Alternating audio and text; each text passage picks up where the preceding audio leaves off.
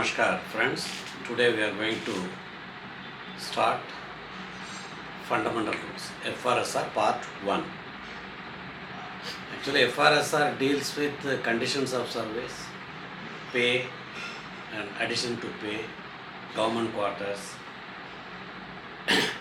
removal from government service, all the appointment and removal from government service. Let us see one by one. It's a vast subject. Only relevant part I am trying to, in the sense everything is relevant, but which are most commonly used will be discussed in our series of this video. The rules are called fundamental rules. They are with effect from 1st January 1922, pre-independence era. So it is actually enacted by or declared by British Indian government. Okay, these fundamental rules apply to all government servants whose pay is debitable to civil estimates. So it is not applicable to military employees. For them separate rules because their discipline and other things are entirely different from civilian employees. And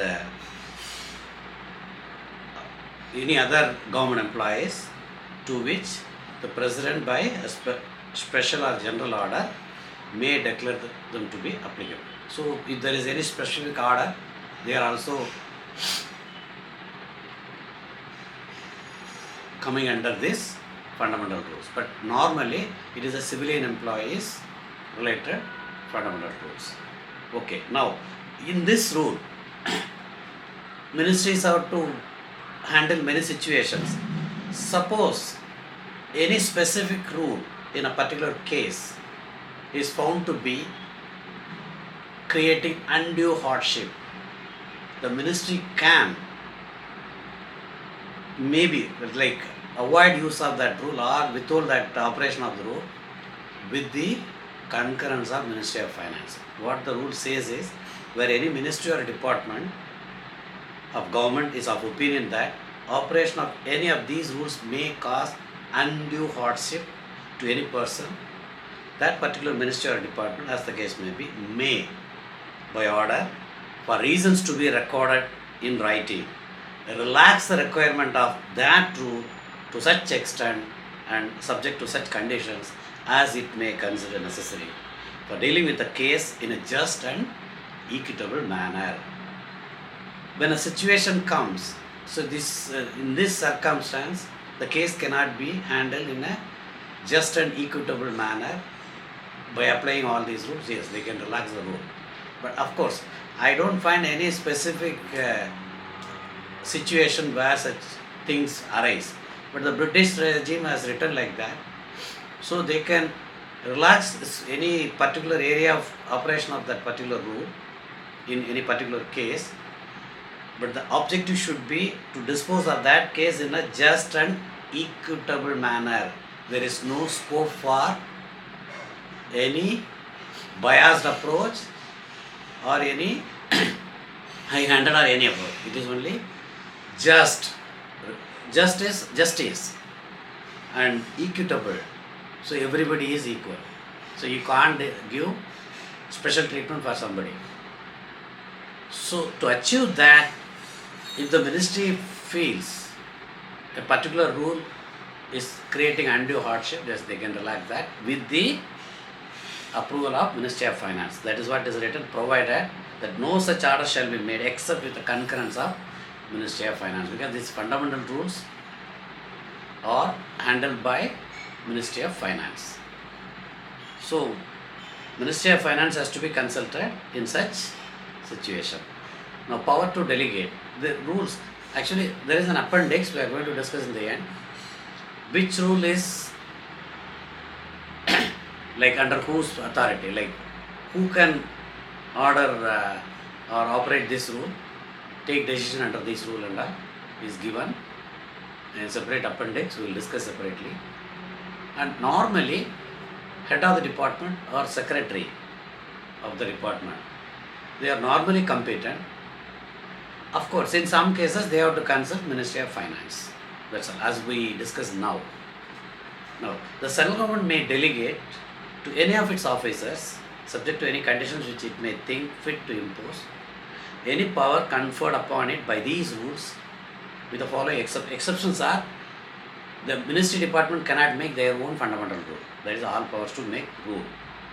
Other powers conferred under Rule 6, we will discuss separately: 9(6), 44, 45, 83, 108, 119, 121, 127. We'll discussing, we will see what are those rules. They are all fundamental principles, so which cannot be sub-delegated. Other things, there is a possibility for delegation. Of course, central government only will delegate to the ministries and department. There are certain rules which can be operated by head of the department also. We will discuss those things. Now, detailed delegation etc. is given in separate appendix to the rules, which we will discuss in the end part of this series of the videos. Okay. Now, no powers may be exercised or delegated under these rules except after consultation with the Ministry of Finance. So when you exercise a power for delegation rather, so you have to consult Ministry of Finance. It shall be open to that ministry, that is Ministry of Finance, to prescribe by general or special order cases in which its consent may be presumed to have been given. So that is the decision of the government. Normally every rule has got various clarifications orders, that is OM, issued by the ministry. So that is nothing but Government of India decision under such rule. So many of them are now considered to be like Ministry of Finance has given consent. Wherever delegation is given, Ministry of Finance has already given consent for usage of that power by the delegated authority. That is what it means. Okay, the power of interpreting these rules is reserved to the President. So President, again, in the name of President, it is operated by Ministry of Finance only. Okay, now this is base rule. Chapter 2 is definition. In this video, we will limit with the definition, and the next video we will go for the service condition and other things. So definition. Definition also I have not explain all the things like what is department, what is administrator. It is not required. Everybody knows. But I will do certain things which are required. Okay, now first thing is, unless there be something repugnant is against that particular context, in the subject or context, the terms defined in this chapter as used in the rules, in the sense here explained. What is told now will be applicable.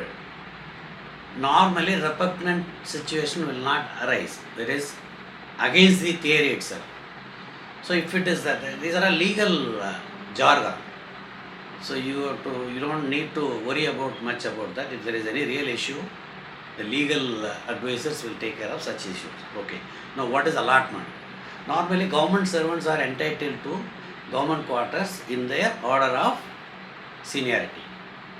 Because government builds lot of government quarters and give license to employees for their residence till their service in the particular station with certain conditions. Okay.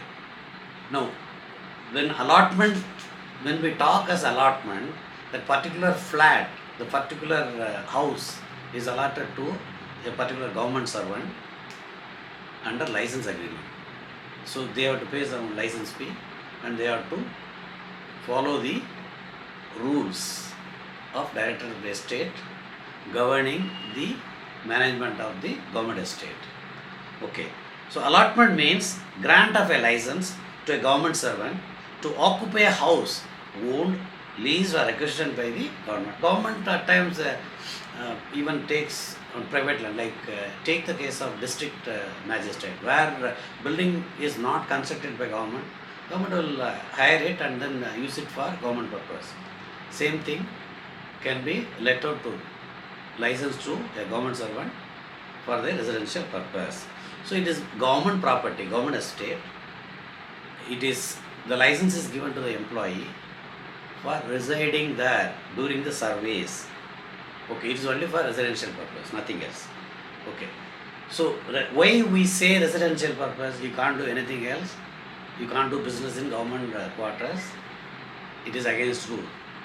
And the residence, the estate, the house or flat is licensed only for purely for residential purpose for the employee and his immediate family. Cadre. Cadre means a strength of service. We have seen IAS cadre, IPS cadre, something like Central Secretariat, Clerical Service cadre, Central Secretariat, Stenographic Service cadre, Central Secretariat Service cadre. So they are all one service. In that, whatever strength is given, it's called. Suppose in the particular service, we say some 5,000 posts are there. Those who are appointed in the post, they are part of that cadre. Nothing else, that's all. Okay. Compensatory allowance. Compensatory allowance means an allowance granted to meet personal expenditure necessitated by the special circumstances in which the duty is performed. Normally, even the special pay are now considered to be special allowance, like special duty, island special duty allowance, remote, that is northeast region special duty allowance. So they are all special circumstance exists there. So people suffer, the people who work there suffer. So in order to compensate their difficulties or whatever you call, or the special expenditure they incur, the government gives additionally. This is not given to everybody, only those areas where it is applicable. That's all. That is why it is the pay will be given to everybody, but compensatory allowance cannot be given to everybody. So the conditions have to be met to get compensatory allowance. Okay. But this compensatory allowance does not include sumptuary allowance. Sumptuary allowance is nothing but an allowance given to the higher echelons of the authorities. Normally Supreme Court judges, High Court judges, for them to entertain visitors, the meeting among the brother judges, they have to spend something for coffee, tea and other things. So this sumptuary allowance with some rates as may be fixed by the government is given monthly. So they did not produce bill and all. It is paid part of their salary. And grant of free passage by sea or from to and from any place outside India. Not only within the India also, free passage is granted for people who work in Andaman and Nicobar Island, Lakshadweep. They are also given free passage to reach mainland annually. That is not compensatory. That is a special concession, special passage concession to reach the hometown. Okay. So normally compensatory allowance is granted where some kind of personal expenditure is to be done, especially in those areas. Because of its being remote, because of its being remote, there are lesser facilities. You have to go very far away for hospital and other facilities. You can't get everything like what you get in city. So you have to spend more to get such things. So you can't quantify that. So government fixes some rate, some kind of compensation. That is what is called compensatory allowance. Duty. Duty is once you join duty, once you report for duty that you are appointed, you take up the job. So you start doing your work. That is what is duty. Here duty includes. So you do your normal work, it is duty. Not only that, what are all is part of duty. The service as a probationary period is nothing but it is, strictly speaking, it is a training period. But nowadays things have changed. Probation time also people work normally, but they don't have the title to learn. We will discuss separately. So till they complete the probation. Probation is they test our capability for our fitness in the post. So normally it is 1 year or 2 years, whatever it is. So that time whatever you do, that service is also part of duty. And an apprentice. Apprentice is industrial training. But apprentice and service when it is followed with regular appointment, these parts are also called as duty. And then joining time. Joining time, when you are transferred or when you are moved from one place to another place, when you take up a new job from another job. So the interim period for your allowed for your joining, your travel and other incidental time.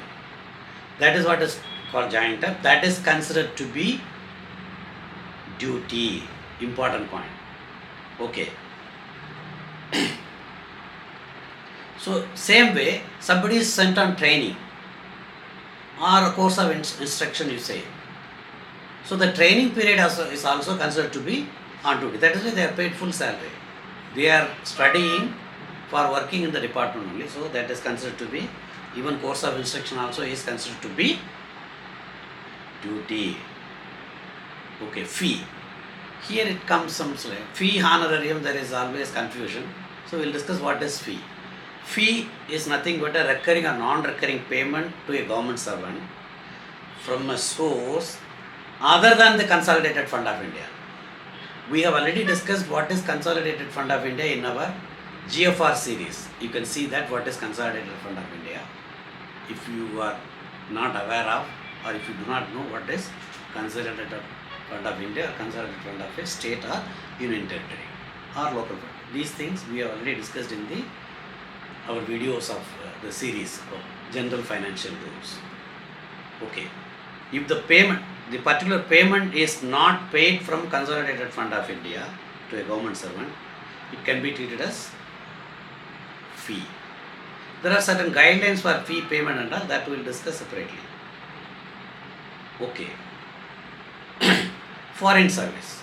Foreign service, normally people think that people who have to go outside India. It's not like that. If the person, a government servant, who receives his pay and allowances with the permission of the government only, from source other than Consolidated Fund of India. Somebody goes to some public sector where government money is not used for their salary. So that is not Consolidated Fund of India.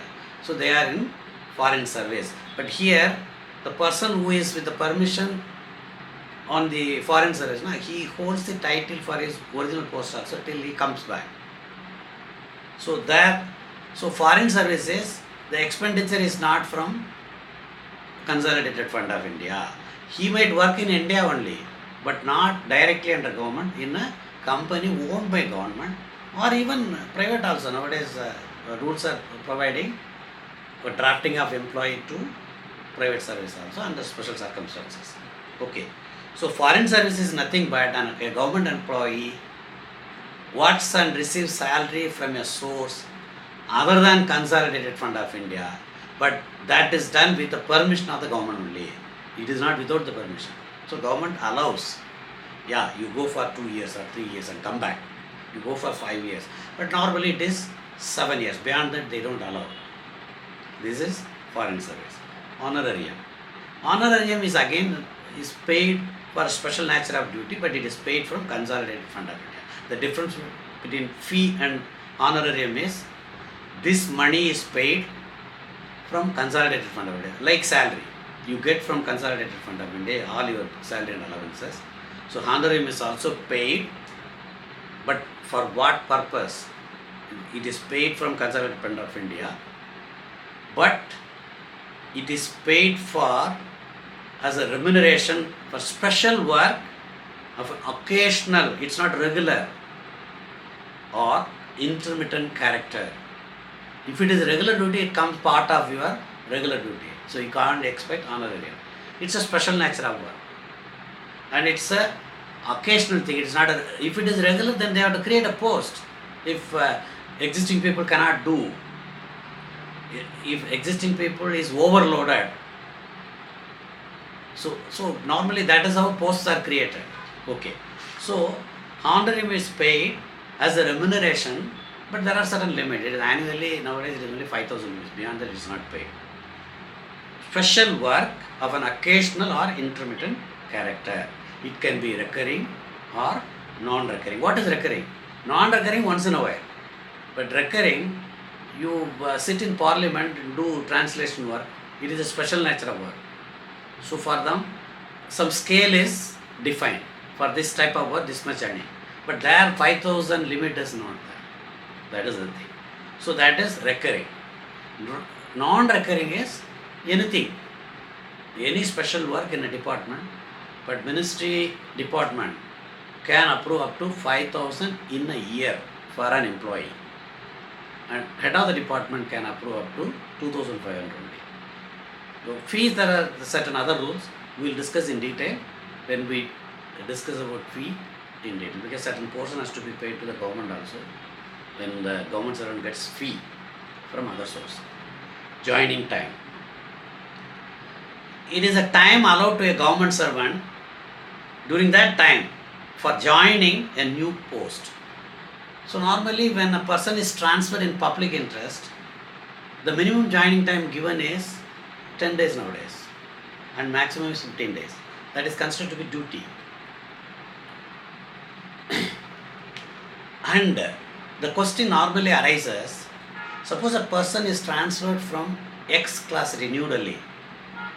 He is transferred to some city which is Y class. There the allowances are less. During the joining time, he is entitled to the salary of his previous station, that is X class city. So the allowances, HRA, etc., if he is paid, will be paid at the rate of his previous station, not to the station where he is joining. That salary will be from the day he reports for duty. Till that time, if he is on a joining time or approved leave, he will get the salary of the previous station, subject to other rules. If it is a long duration, certain allowances are not paid. That anyway, when we discuss about allowances, we will discuss. So joining time is time allowed to a government servant in which to join a new post. It includes travelling time and other things, all inclusive. Leave salary. So when you do duty, you are paid salary, that is duty pay. But somebody is on leave. Most of the leaves are with salary only, except leave without pay. Extraordinary leave is nothing but leave without pay. All other leaves are with some sort of salary. So the leave salary is the monthly amount paid to a government servant by the government on leave. So now you can leave, you will get same salary as of what you got during the duty period. So this leave rule, I have discussed about all those things in detail. If you have any doubt, you can see my series of videos on leave rules, which is in the leave rule series videos, it is available. Okay. Lien. Lien is nothing but title to hold a post on a regular basis. Lien means the title of a government servant to hold on regular basis, either immediately or on the terminate of a period or periods of absence. Title to hold a post on a regular basis during the leave time also. And not only leave, absence due to going on deputation somewhere else. So he is a permanent in some department. So he has the right for that post. Once the period of his absence is over, allowed period, he can come back and take up his job. He can join his post without any trouble because he has gone with the permission only. So that is what is called lien. So somebody goes on deputation to some other department. He works there for 3 years. But he has a lien to his post, regular post, in his parent department. When he comes back, during his absence, if the department feels somebody has to be posted, ad hoc basis, or junior most person, the next person in the line can be promoted. But when he comes back and there is no post available, the junior most people will be reverted to accommodate him in his post. Actually, this lien, it has now come to a limited scale. Earlier, the lien was having wide ranging because the permanency was in each post. So a person may be working as director, but he may be holding permanent post as some assistant section officer or something. Those things have all been done away with from 1988, when Mr. P. Chidambaram was the Minister of Personnel. Lots of reform he was undertaking at that point of time. So lien is now when a person is absent due to leave or any reason approved by government. So then he holds a right to, holds a title on that particular post in which he is appointed or he is working on a regular, rather permanent, regular basis. Provided that the title to hold a regular post shall be subject to the condition that the junior most person in the grade will be liable to be reverted to the lower grade if the number of persons so entitled is more than the post available in that grade. I told you example, somebody goes on foreign service or deputation to other department, and on completion of service he comes back. By the time, instead of keeping the post vacant, it is not filled by deputation, they are filling up from promoting next person in line if he is eligible. And when the person comes back, if no other post is available of that level, naturally the junior most person will be reverted. That's what I discussed already. Okay. Ministerial servant is nothing but a clerical post. A government servant of subordinate service whose duties are, because they are not under Central Secretariat service cadre under, entirely clerical in nature. All other cases also, if government issues specific order, these people are under ministerial post, yes they are. But normally it comes under subordinate service, not under Secretariat service. Month. Month is calendar month, okay. But point to be noted here is, when you say month, you don't see a difference of 30 days or 31 days or 28 days in February or 29 days of leap year February. Okay, it is a month. But anything in calculating a period expressed in terms of months and days, complete calendar months will be irrespective of the number of days in each. Because some months like January, March, May, July, August, October, December got 31 days. February is 28 or 29 days. April, June, September, November, they have got 30 days. So you don't calculate number of days, it is only a month. And the days, the broken period, the odd period separately available. Suppose let us say a person joins 16th of February, let us say. It is leap year. And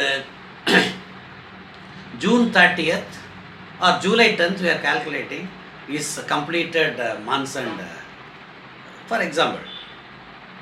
So March, April, May, June, 4 months you calculate straight away month. Now February, it is a leap year we said. So 29 days for the month. He has joined on 16th. So 14 days he has served in that month. 29 minus 15.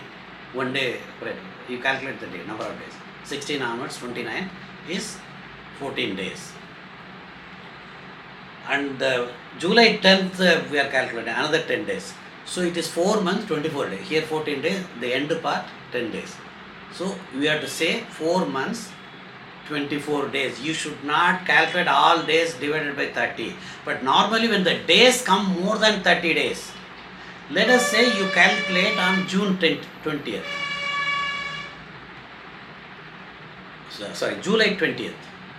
July 10th we saw. Now July 20th we will see.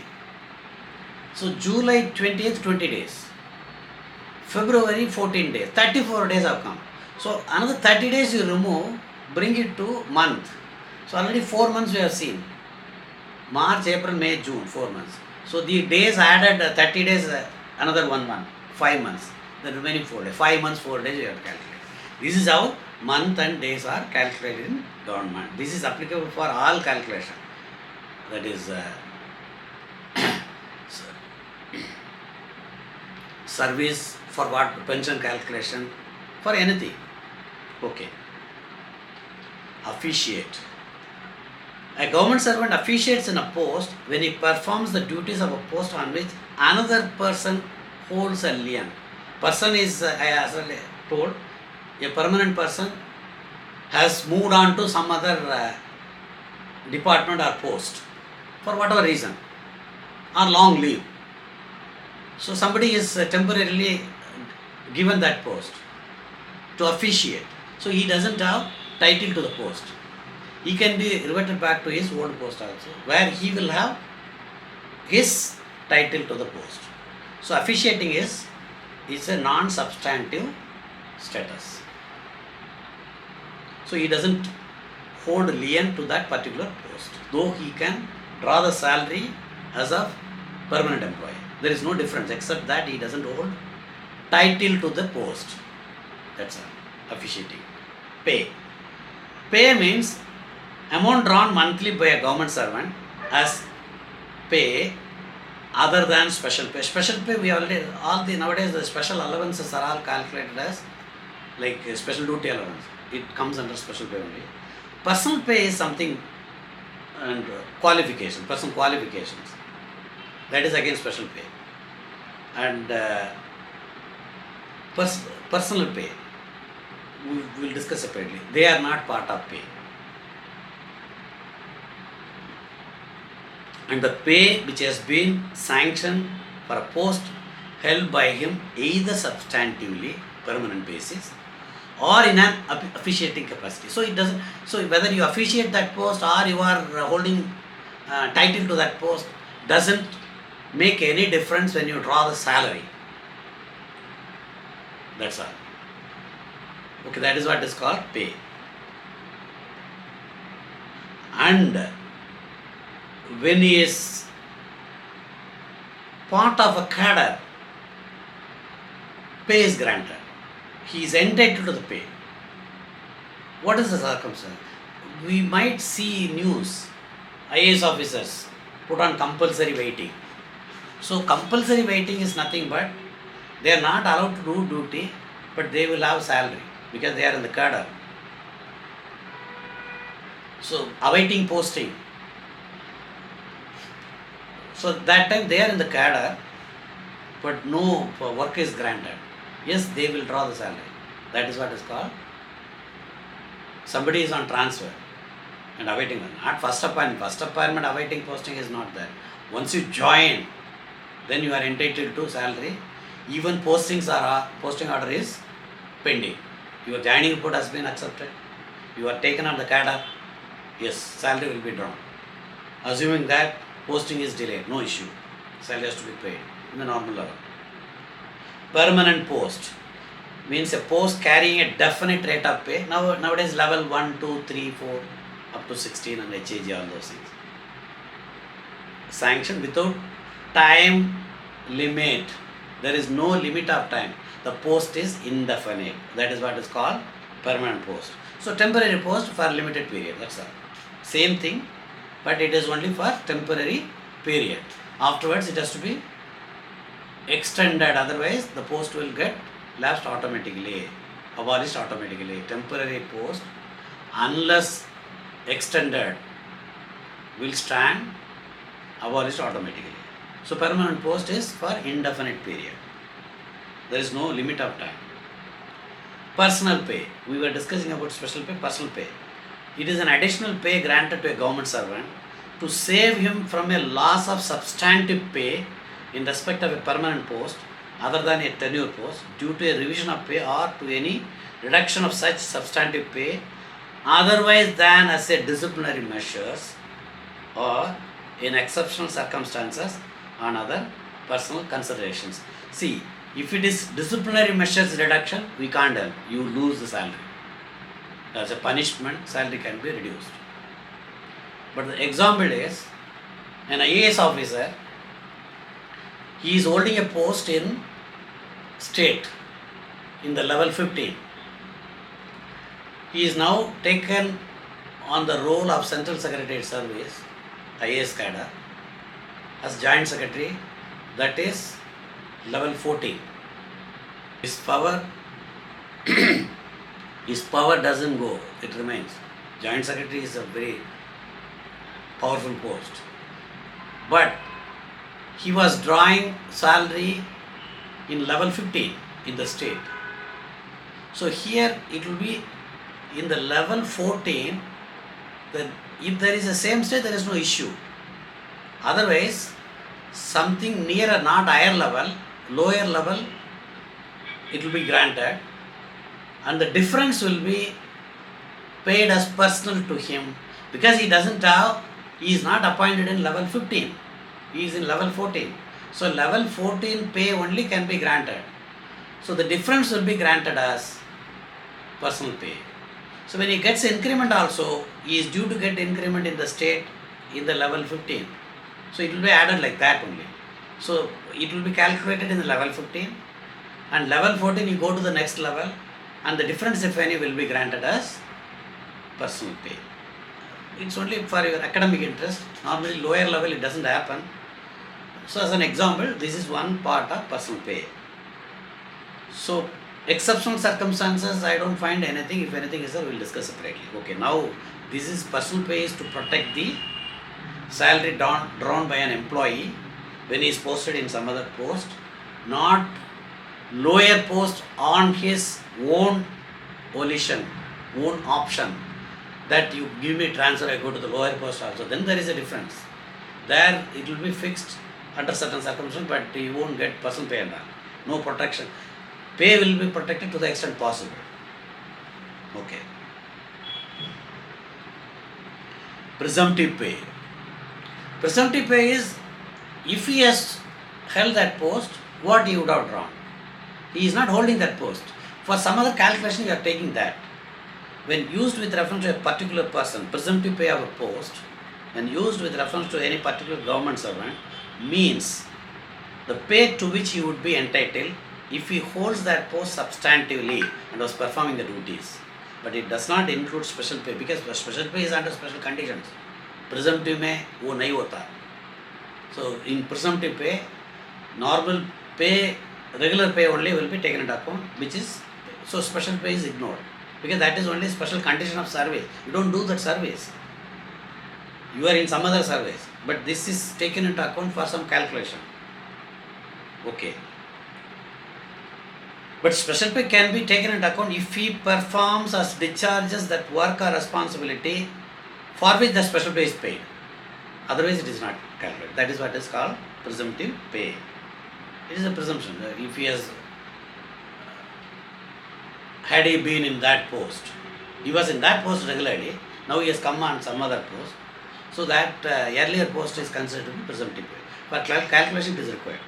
Subsistence grant means a monthly grant made to a government servant who is not in receipt of pay or leave salary, duty pay or leave salary. Under what circumstance it is paid? If the person is suspended. So normally 50% of the salary is paid, and then it can be revised to 70% or 25% also, and after 3 months it will be reviewed, all those things. So this is, that grant is called subsistence allowance, because he has to live. Some action is contemplated against him, so government feels that he has to be placed under suspension. He is suspended, but his family should not suffer. So the subsistence allowance is paid till the time government decides to revoke the suspension or the case is closed, whichever is earlier. Substantive pay is nothing but pay other than special pay, personal pay or emoluments classed as pay by the President under Rule 921A3, to which a government servant is entitled on account of post to which he has been appointed substantively. In simple term, if a person holds a post in a permanent basis, that is what is called substantiveness, his pay is considered to be substantive pay. If he is holding a temporary post, he is not having a title to that post, then it is called officiating pay, because he is officiating that post. Temporary post is nothing but a post carrying definite rate of pay, that is now level 1, 2, 3 something, sanctioned for a limited time. The post is, the duration of the post is defined, 1 year, 2 years, something like that. Afterwards it has to be extended, otherwise it gets abolished automatically. Tenure post. Tenure post is nothing but a permanent post, but a person can hold that post for a limited period only. Post is permanent. The person who is posted will hold the post for 2 years or 3 years. That is what is called tenure post. Afterwards he will be shifted, somebody else will come. It is called tenure post. Post is permanent. That's all. In this, if any doubt arises, government will decide. Government decision is nothing but finance minister's approval. Time scale of pay. Now pay matrix has come. So this identical and all is now, there is a rule called, a word called identical post or identical scale. Nothing but, we will discuss that. But nowadays, the scales are defined with level 1, 2, 3, which was not there earlier.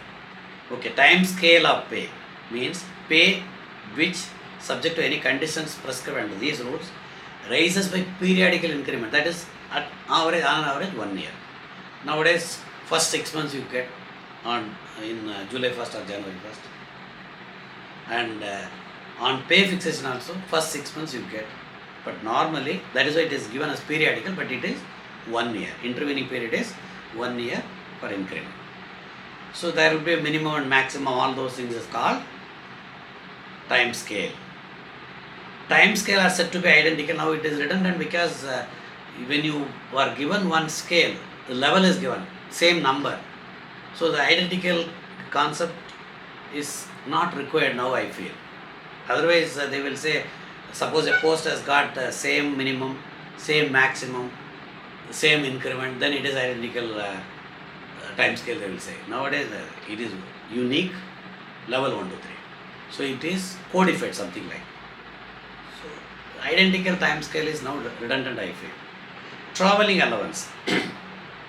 Travelling allowance means an allowance granted to a government to cover expenses which incurs in travelling in the interest of public service. So he should travel in public service, not on a private visit. So TADA is paid on that only.